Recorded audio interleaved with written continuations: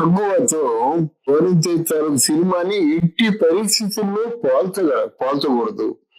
ఆయనకి 1000 కోట్లు ఎక్స్పెక్టేషన్ ఉంది, అంతకంటే ఎక్కువ అవుతుందేమో.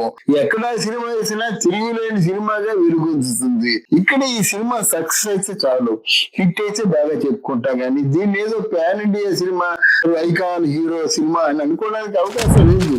This is too early.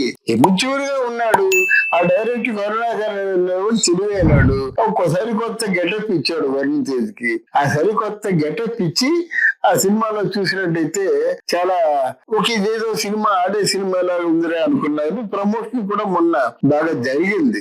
ఇక్కడ కొంగవ సినిమా అసలు అందండి. ఆయన శివకుమార్ కొడుకు. శివకుమార్ కి ఈయన కార్తీ ఇద్దరు కొడుకులు. ఆయన మనకి చంద్రమోహన్ లాంటి ఆర్టిస్ట్. ఆయన మంచి ఆర్టిస్టే కానీ ఆ పొట్టిగా ఉండడం వల్ల ఆయన రాణించలేకపోయాడు. ఇక్కడ సూర్య జ్యోతికిని పెళ్లి చేసుకున్న తర్వాత శంగు 1, 2, 3 ఇవన్నీ వచ్చాయి కదా, వరుసగా వచ్చాయి. ఒక సినిమా హిట్ అయితే రెండో సినిమా వస్తుంది, రెండోది హిట్ అయితే మూడోది వస్తుంది. అలా వరుసగా సినిమాలు చేసేటంటే ఆ సినిమా ఎంత ఎక్స్పెక్టేషన్ ఉంటుంది. ఆ సినిమా మీద పరోక్షంగా ఓవర్సీస్ మార్కెట్ లో ఎంత మార్కెట్ ఉంటుంది, ఎంత బిజినెస్ ఎంత ఉంటుంది, సాటిలైట్ మార్కెట్ తాలూకు బిజినెస్ ఎంత ఉంటుంది, ఓటీటీ తాలూకు బిజినెస్ ఎంత ఉంటుంది, మ్యూజిక్ ట్రాక్స్ బిజినెస్ ఎంత ఉంటుంది, ఎన్ని ఉన్నాయి కదా. అందువల్ల వాళ్ళతో నాకు తెలిసి అక్కడ కొంగవాతో మాత్రం మట్కాని రెండింటిని అసలు సమఉజ్జీలు అన్న అక్కడ అది 1000 కోట్ల పరంగా వసూలు చేయదగ్గ సినిమా చేస్తుందని ముందుగా బల్లగుద్ది చెప్పిన సినిమా. ఇక్కడ మట్క అంటే అది హిట్ అయితే పెద్ద, అది విజయవంతం అయితే పెద్ద హిట్ కింద లెక్క మాట.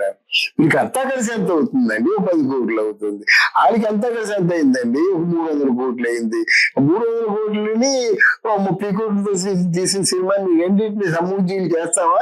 నేనైతే పోతాను.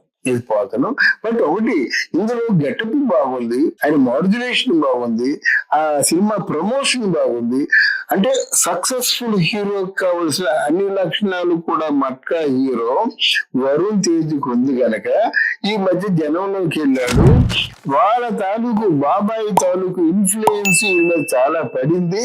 ఆ బాబాయి లాగా ఆ క్రాఫ్, హెయిర్ స్టైల్, ఆ డైలాగ్ మాడ్యులేషన్ అన్ని చెప్పడం వల్ల ఏదైనా ఒక సక్సెస్ చూసినప్పుడు అందరికి కూడా ఆత్మవిశ్వాసం పెరుగుతుంది. ఆ ఆత్మవిశ్వాసం ఇందులో కనిపించింది వరుణ్ తేజ్ లో. మరి హీరోగా సూర్య గురించి ప్రత్యేకించి చెప్పవలసిన అవసరమే లేదు కనుక 2 సినిమాలకి దయచేసి ఈక్వల్ పోల్చొద్దంటున్నా నేను.